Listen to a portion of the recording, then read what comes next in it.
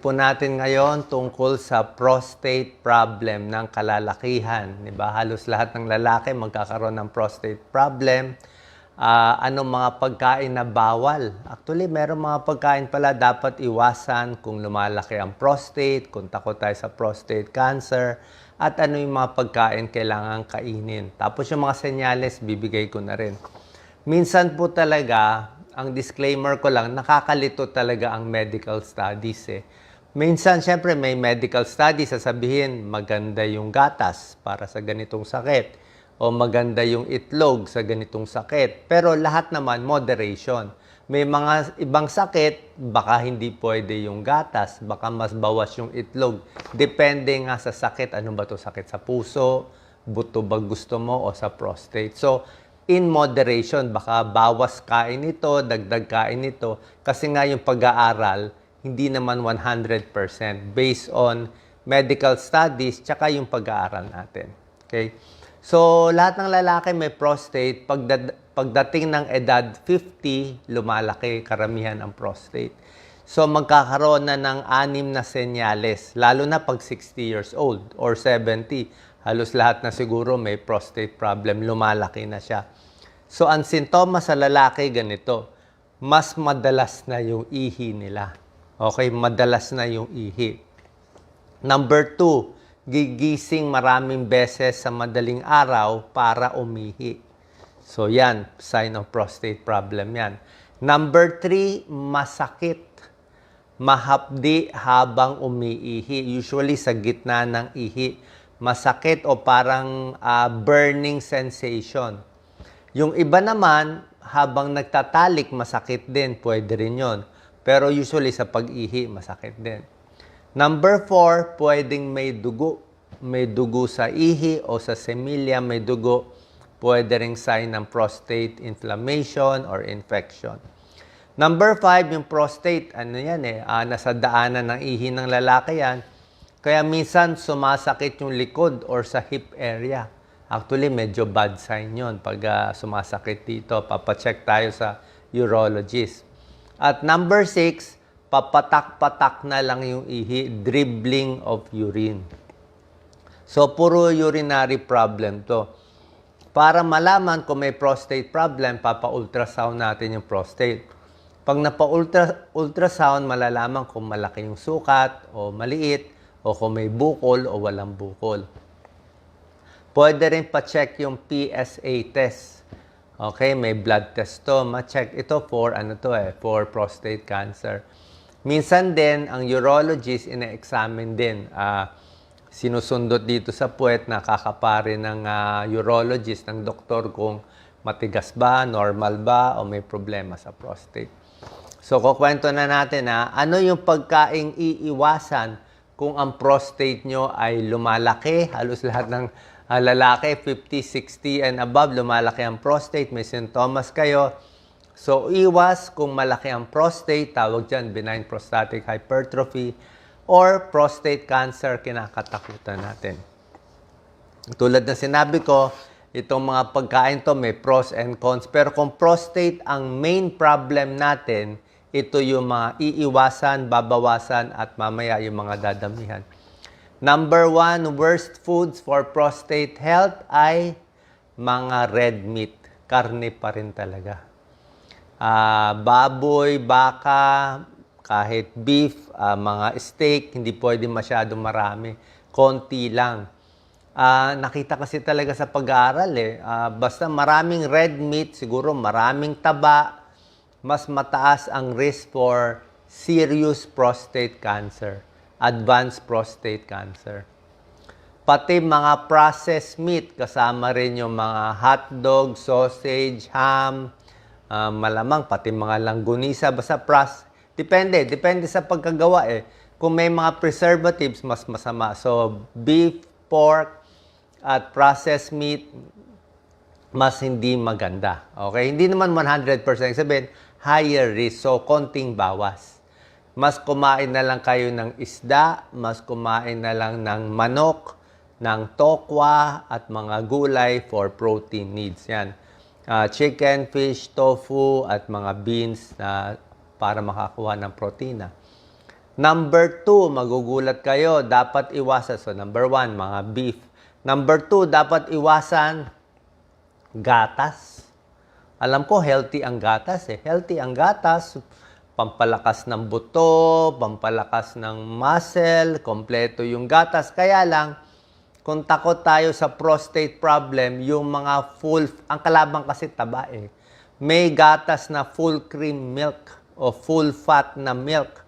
Okay? So, yung mga high-fat na dairy products ng mga milk, mga queso, talagang mga very rich, hindi rin maganda. Ito.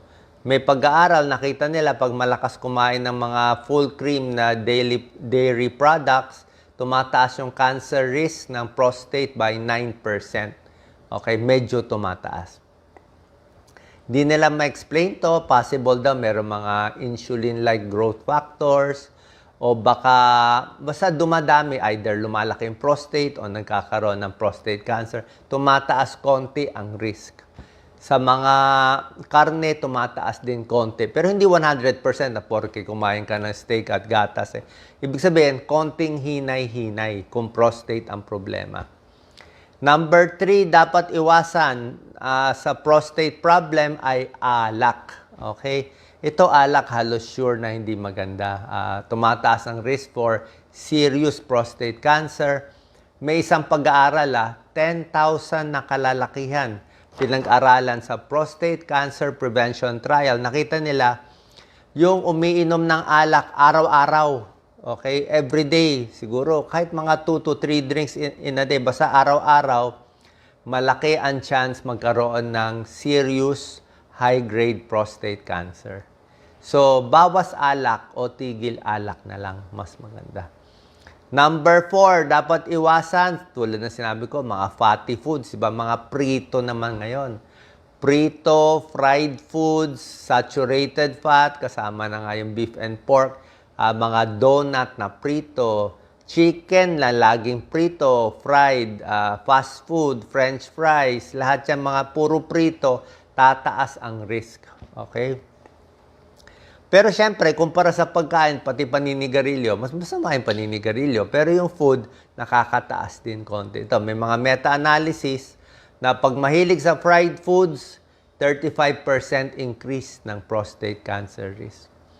Ang duda nila, yung talagang nakalubog sa mantika, naglalabas ng carcinogenic compounds, itong mga heterocyclic amines, polycyclic aromatic hydrocarbons, pag ininit yung mantika sa sobrang init. So, palitan to mga saturated fat, mas gusto nila yung mga olive oil, mga avocado, mga nuts, mas okay.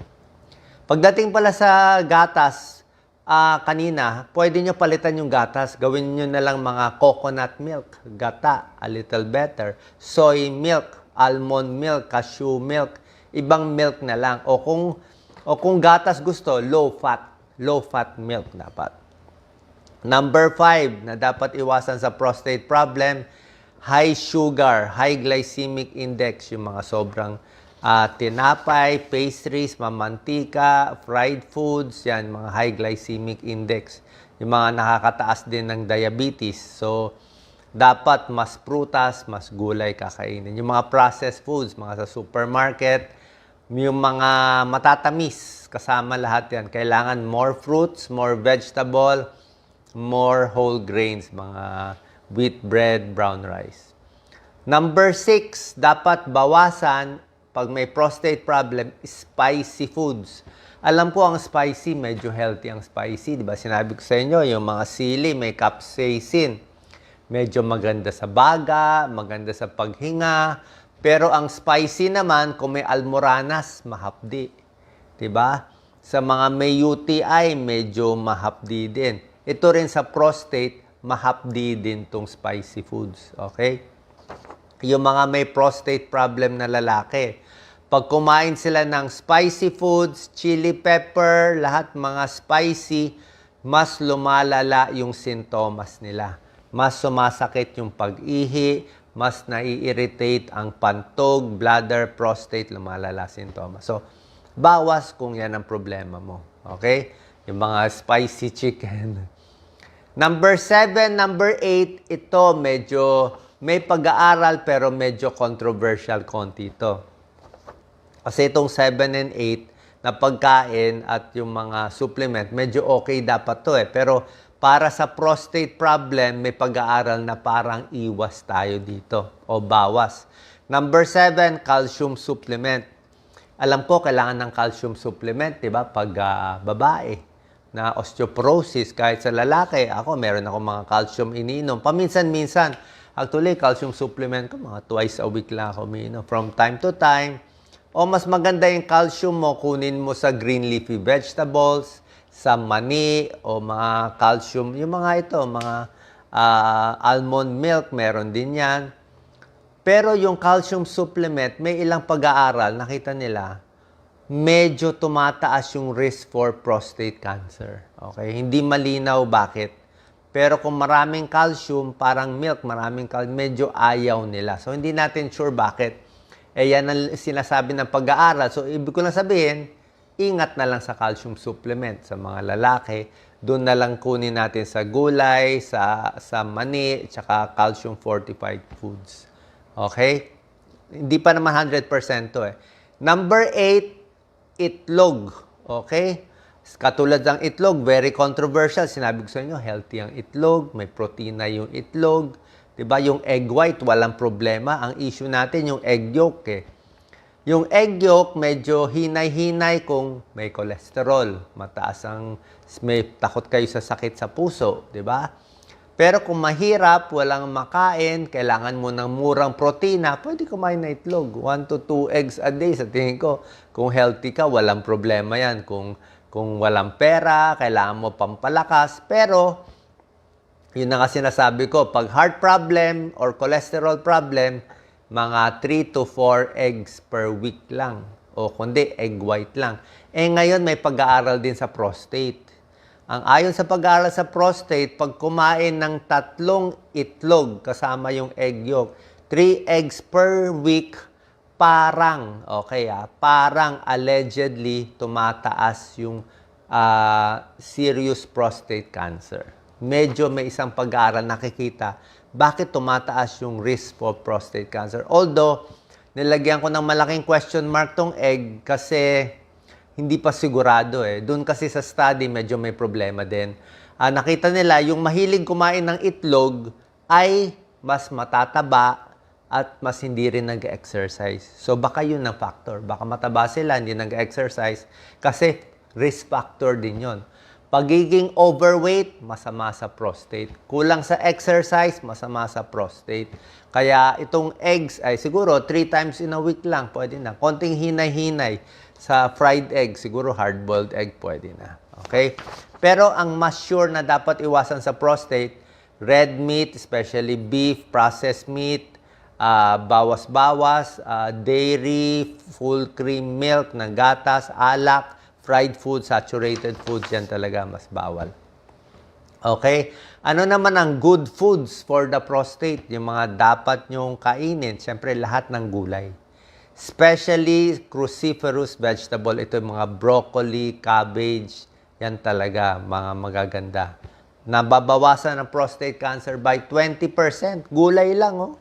Pero gulay lang, bawas ang prostate cancer mo 20%. So, maggulay na lang tayo. Kamatis din, number 2. Okay, may lycopene, nakakababa din ng prostate cancer. Green tea, tsaa, green tea, pwede. Oily fish, isda. Carrots, pwede rin. Yan, carrots, oily fish, tomatoes, green tea. Tapos, syempre, lifestyle, exercise, and weight reduction.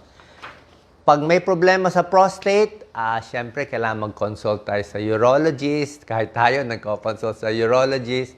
Meron sila nire-resetang gamot. Mga dutasteride, finasteride, may tamsulosin, yan ang binibigay pampaliit ng prostate. Ang doktor nila lang mag-re-reseta niyan. Pero usually, safe ba itong mga gamot? Itong mga Duodart, Avodart, dutasteride, finasteride, tamsulosin. Sa pag-aaral, pinapainom siya, may study 6 months pinapainom. May study 1 year. May study 4 years. Okay? Yung isang pinakamalaking study, 4 years. Reduced trial ang pangalan. So, dun sa 4-year study, nakita nila, mas hindi na operahan sa prostate, yung umiinom ng gamot, mas nabawasan yung sintomas, mas nabawasan yung laki ng prostate, na lessen yung sintomas. Although yung risk for prostate cancer, hilaw. Ibig sabihin, parang bumaba, parang tumaas, hindi sure. Hindi sure. So, itong mga gamot na to, binibigay lang to, pampaliit ng prostate para mawala yung sintomas. Pero sa prostate cancer, hindi pa malinaw kung nakakasama, nakakabuti, hindi natin sure. So, para sa akin, sundin pa rin payo ng doktor. Usually, daily itong gamot. Ako nga, ina-adjust ko na lang eh. So, tingnan rin natin. So, yung doctor nyo magde-decide nito. Pero sa tingin ko naman, sa normal dose for 1 year, 2 years, may tulong itong mga gamot na to. Kaysa hindi makaihi. Pag hindi makaihi, ma-operahan pa. Mas delikado pa yon, di ba? Mas mahirap. Baka ma-heart attack pa sa hindi pag-ihi. Tsaka may side effect tong mga gamot na to. Actually, itong side effect, ang gusto nyong side effect. Merong good side effect ang dutasteride, finasteride sa mga lalaki. Kumakapal ang buhok. Yun. Actually, minsan binibigay itong dutasteride, finasteride, pampakapal ng buhok kahit walang problema sa prostate, especially sa kalalakihan. So, sana po nakatulong itong video.